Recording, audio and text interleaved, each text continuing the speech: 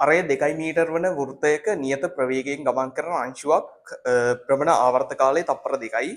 වෘත්තයේ කේන්ද්‍රය දෙසට තියෙන අංශුවේ ත්වරණය. වෙලවයි දැන් අර අංශුව වෘත්තාකාර ගමන් පතේ යන්න නම් එයා වෘත්තාකාර චලිත පතයක යන්න නම් එයා කේන්ද්‍රය දෙසට මොකක් හදා ගන්න ඕනද?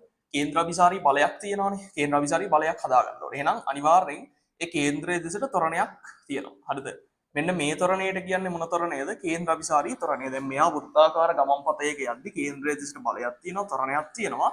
හරිද? කේන්ද්‍රාභිසාරී බලය මේ ත්වරණයට කියන්නේ කේන්ද්‍රාභිසාරී ත්වරණය. ඒක ලියන්න පුළුවන් අපිට දෙවිදියකට. A සමානයි r ඔමේගා වර්ග වලින් හිතන්නත් පුළුවන්. A සමානයි අනිත් එක v වර්ග බෙදීම r කියලා හිතන්නත් පුළුවන්.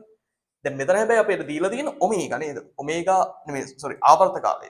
capital T time period ආවර්ත කාලය දීලා තියෙනවා නම් අපි දන්නවා ආවර්ත කාලය ඔමේගායි දෙකම එකට යන්නේ. හරි.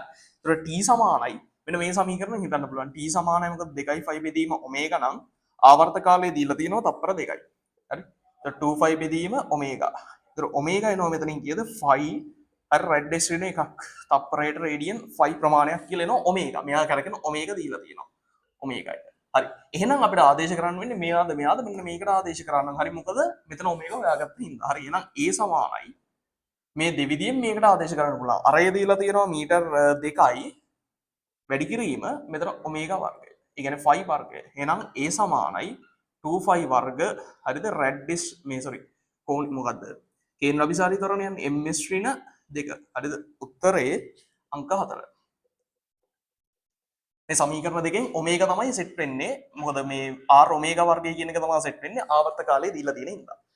පැහැදිලිනේ?